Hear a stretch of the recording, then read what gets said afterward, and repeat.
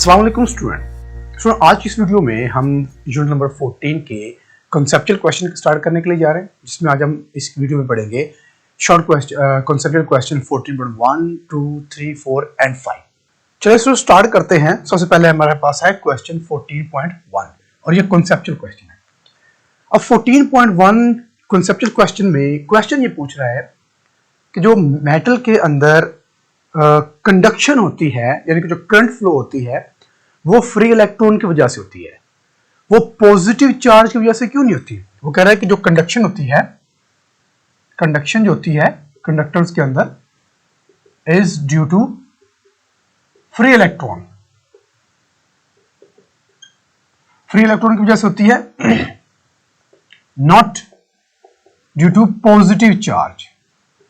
Positive charge मतलब proton, ठीक है। अब क्वेश्चन पूछ रहा है कि ऐसा क्यों होता है, कंडक्शन हमेशा फ्री इलेक्ट्रॉन, फ्री इलेक्ट्रॉन का मतलब क्या होता है, फ्री इलेक्ट्रॉन मतलब इलेक्ट्रॉन जो नेगेटिव चार्ज इन पर होता है। वो कहता है कि जो कंडक्शन होती है वो फ्री इलेक्ट्रॉन की वजह से क्यों होती है, वो पॉजिटिव यानी कि प्रोटॉन की वजह से क्यों नहीं होती। अच्छा, एक चीज आप ऑलरेडी जो पढ़ चुकी हैं वो ये होता है कि ये हमारा न्यूक्लियस है, ठीक है, और इसके जो आउटर मोस्ट इसके जो शेल्स होते हैं, शेल 1, शेल 2, शेल 3, शेल 4, ठीक है, इस तरह से इनके अंदर इलेक्ट्रॉन होते हैं, इसके अंदर इलेक्ट्रॉन होंगे, इलेक्ट्रॉन होंगे, इलेक्ट्रॉन होंगे।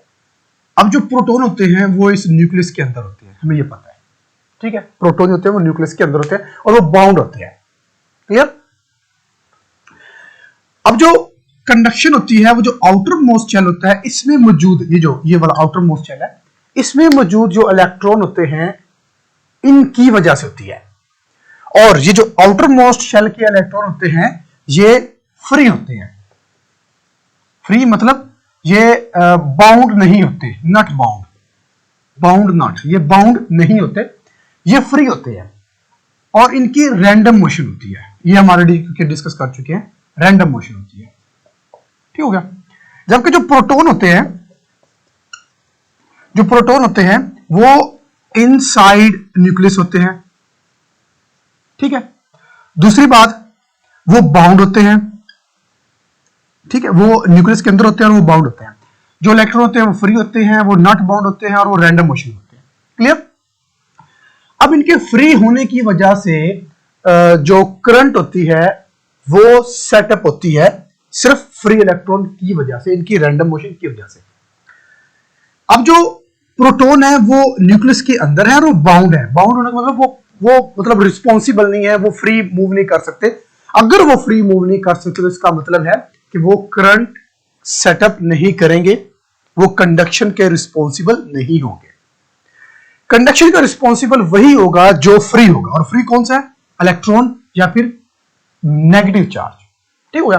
तो इस रीजन की वजह से अब इसको हम कुछ यूज तरतीब देंगे, because the free electron are not bound and they are in random motion, while the protons are inside the nucleus and they are bound. Therefore, the conduction is responsible due to free electron. ठीक हो गया। चलेंगे next question में पूछ रहा है हमसे 14.2। वो कह रहा है कि सेल और बैटरी में क्या फर्क है। वो क्वेश्चन कर रहा है difference between cell and battery. अब देखिए, सेल जो कि क्लॉक में हम यूज करते हैं, वॉचेस में यूज करते हैं, और बैटरी जो होती है वो हम तब यूज करते हैं जब हमने कोई हैवी चीज जो है वो रन करनी होती है। जैसा कि आपका मोबाइल है, उसमें बैटरी यूज होती है, उसमें जो यूज होगा उसको बैटरी का नाम देंगे। अब क्वेश्चन ये कि सेल और बैटरी में फर्क क्या है, दोनों का काम सेम है, तो फर्क क्या है, याद रखें, टू द पॉइंट चीज को हम करते हैं। सेल जो होता है वो सिंगल यूनिट होता है, single unit of voltage, single unit of voltage, यानी कि इसके अंदर सपोज करते हैं जो वोल्टेज होगा या तो वो 1 वोल्ट का होगा या फिर इससे कम होगा, 0.5 वोल्ट, यानी कि 1 वोल्ट होगा या फिर इससे कम होगा, इससे ज्यादा नहीं होगा, 1 वोल्ट और लेस। ये सेल की बात हो रही है। जो सेल होता है वो single unit of battery, sorry, single unit of voltage, single unit of voltage होता है। ठीक है, जो सेल होता है वो सिंगल यूनिट ऑफ वोल्टेज होता है, इसमें जो वोल्टेज यूज होता है वो 1 वोल्ट या इससे कम यूज होता है। जबकि जो बैटरी होती है, बैटरी के लिए है कि अगर हम 2 और मोर देन 2 सेल को कंबाइन करते हैं, अगर हम 2 और मोर देन 2 सेल्स को कंबाइन करते हैं तो वो हमारे पास बनती है बैटरी। क्लियर? अगर एक चीज है तो वो हमारा, अगर सिंगल यूनिट है तो हमारे पास सेल है, अगर 2 या 2 से ज्यादा हम ऐड कर दें सेल को तो हमारे पास बन जाती है बैटरी। अब बैटरी के अंदर जो वोल्टेज होगा, क्या वो सिंगल यूनिट होगा? नहीं, वो ज्यादा होगा, वो 2 वोल्ट होगा या इससे ज्यादा होगा। मोबाइल की जो बैटरी होती है उसमें हम देखें तो उसके ऊपर लिखा होगा 5 वोल्ट। डीएसएलआर कैमरा की जो बैटरी है उसके ऊपर लिखा होगा 5 वोल्ट, 6 वोल्ट, 10 वोल्ट। मतलब कि जो बैटरी है उसकी जो वोल्टेज होती है वो ज्यादा होती है और जो सेल होती है उसकी वोल्टेज कम होती है। अब क्लॉक वाला, जो क्लॉक में सेल यूज होता है ना, या वॉचेस में सेल यूज होता है, आप उसको जरा गौर से देखें, उसके ऊपर लिखा होगा 0.1 वोल्ट, 0.2, 0.5 या मैक्सिमम 1 वोल्ट। इससे बड़े वाला नहीं होता। बड़े वाला होगा तो वो बैटरी का नाम होगा, बड़े अगर इससे 1 वोल्ट से ज्यादा होगा ना तो वो बैटरी होगी। ठीक हो गया? तो ये फर्क है, सिंगल यूनिट ऑफ वोल्टेज है तो सेल है, और अगर 2 या 2 से ज्यादा सेल्स को कंबाइन कर दो हमारे पास बैटरी बन जाती है। क्लियर? चलेगी नेक्स्ट 14.3। 14.3 में वो कह रहा है कि हमारे पास करंट क्या पोटेंशियल डिफरेंस के बिना फ्लो कर सकता है? Can current flow without potential difference? PD stand for potential difference. वो कहता है कि पोटेंशियल डिफरेंस नहीं है तो क्या करंट फ्लो करेगा? अब इसको समझने के लिए हम बार बार एग्जांपल ऑलरेडी कर चुके हैं, उसी को दोबारा करते हैं। ये हमारे पास है जी एक वाटर टैंक, और एक वाटर टैंक है जी हमारे पास ये। दोनों जो वाटर टैंक है वो एक सेम लेवल पर पड़े हुए हैं। ठीक हो गया? इसके अंदर भी हाफ वाटर है, इसके अंदर भी हाफ वाटर है। मतलब ये कि इसके अंदर भी 10 लीटर वाटर है, इसके अंदर भी 10 लीटर वाटर है। ठीक है, दोनों का लेवल सेम है। अब अगर हमने विदाउट एनी पंप लगाए बिना हम ऐसा करते हैं कि यहां से होल करके, यहां से भी होल करते हैं और यहां पर एक पाइप लगा देते हैं इस तरह। अब बताएं, क्या ये वाटर टैंक 1 वाला और टैंक 2 में ट्रांसफर होगा, या टैंक 2 का वाटर टैंक 1 में ट्रांसफर होगा? याद रहे कि दोनों एक लेवल पर पड़े, एक ही लेवल पर है, और दोनों के अंदर जो वाटर है वो भी सेम है, 10 लीटर है। अब बताएं, तो क्या वाटर ट्रांसफर होगा खुद without using any pump? Transfer होगा? नहीं होगा। क्यों?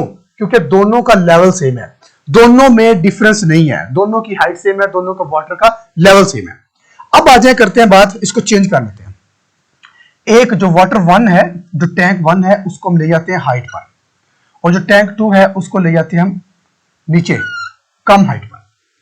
अब इसके अंदर भी चूंकि हमने 10 लीटर वाटर ही रखा था, और इसके अंदर भी हमने चूंकि 10 लीटर वाटर ही रखा था। ठीक है, लेकिन अब फर्क क्या आ रहा है? अब फर्क आ रहा है दोनों की हाइट का।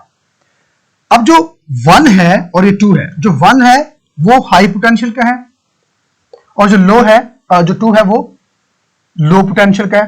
दोनों में फर्क आ गया। अब अगर हमने विदाउट पंप पानी को ट्रांसफर करना हो दूसरे टैंक में, तो क्या पंप यूज किए बिना ये ट्रांसफर हो जाएगा? बिल्कुल हो जाएगा। क्यों? क्योंकि अब फर्क आ रहा है इस दोनों के दरमियान में पोटेंशियल का, हाइट का फर्क आ रहा है, हाइट और हाइट पोटेंशियल। ठीक है, अब दोनों में फर्क आ रहा है पोटेंशियल का। पोटेंशियल के डिफरेंस होने की वजह से जो वाटर होगा वो एक टैंक से दूसरे टैंक में ट्रांसफर होगा। यही चीज होती है आपके करंट में, इलेक्ट्रिसिटी में। क्वेश्चन वो पूछ रहा है कि क्या पोटेंशियल डिफरेंस के बिना करंट फ्लो हो सकती है? अब आप बताएं, क्या पोटेंशियल डिफरेंस नहीं है, जैसा कि ये वाला कंडीशन है, करंट फ्लो होगा? नहीं होगा। तो करंट फ्लो तब होगा जब पोटेंशियल डिफरेंस सेटअप होगा। क्लियर? चलेंगे नेक्स्ट क्वेश्चन है 14.4। 14.4 में वो कह रहा है 2 पॉइंट्स है, ऑब्जेक्ट के डिफरेंट पोटेंशियल पर है, क्या उनमें चार्ज फ्लो होगा? वो कह रहा है मेरे पास 2 पॉइंट है, एक पॉइंट सपोज करते हैं ए है, दूसरा पॉइंट सपोज कर लेते हैं कि बी है। वो कह रहा है इनके दरमियान में पोटेंशियल डिफरेंस एग्जिस्ट करता है, पोटेंशियल डिफरेंस एग्जिस्ट करता है। अब वो कह रहा है बताएं चार्ज फ्लो होगा, तो ये भी हमने किया ये वाला, ठीक है।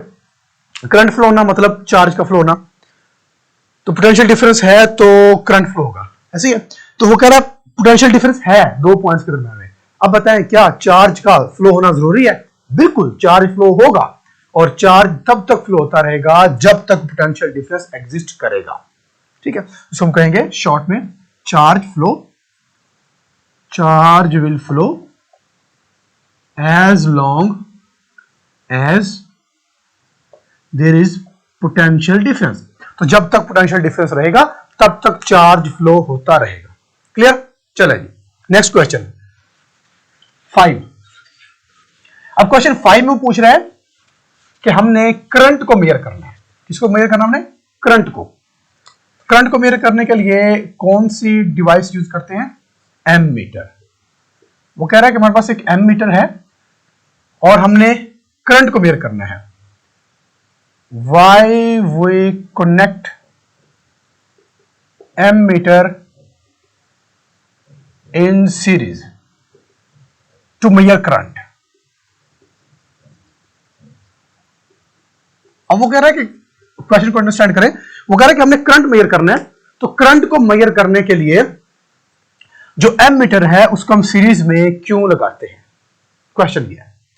देखिए हम ऑलरेडी पढ़ चुके हैं, अगर सीरीज कॉम्बिनेशन है तो वोल्टेज जो होता है हमारा वो डिवाइड हो जाता है, वोल्टेज डिवाइड हो जाता है और करंट रिमेन सेम, ठीक है। ये हम ऑलरेडी पढ़ चुके हैं। अब अगर करंट सेम रहता है तो एमीटर मैक्सिमम करंट तभी मेजर करेगा जब करंट सेम रहेगा, और करंट सेम कब होगा? जब वो सीरीज कॉम्बिनेशन होगा। क्लियर? तो सीरीज कॉम्बिनेशन में हम इसलिए कनेक्ट करते हैं ताकि जो करंट है वो मैक्सिमम रहे और करंट सेम रहे हर सर्किट में, और अगर सर्किट में करंट मैक्सिमम है तो उसको हम मैक्सिमम मेजर कर सकते हैं। अगर हम पैरेलल लगाएंगे ना तो पैरेलल में करंट जो होगा वो डिवाइड हो जाएगा सारी तरह, फिर वो करंट की एक्चुअल अमाउंट नहीं हमारे पास आएगी। क्लियर? तो करंट को मेजर करने के लिए सीरीज में इसलिए लगाए जाते हैं ताकि current in series combination current remain same and current does not divide and maximum current flow through circuit, therefore we can measure. चलो इसको हम लिख लेते हैं, क्वेश्चन का आंसर लिख लेते हैं। The ammeter is connected in series to measure current because current flow maximum and does not divide, ठीक है, और डिवाइड नहीं होता, और इसलिए हम करंट को मेजर करने के लिए सीरीज में लगा देते हैं। क्लियर? सो ये थे हमारे फर्स्ट 4 कॉन्सेप्चुअल क्वेश्चन। अगर इनसे रेलेवेंट क्वेश्चन तो आप पूछ सकते हैं।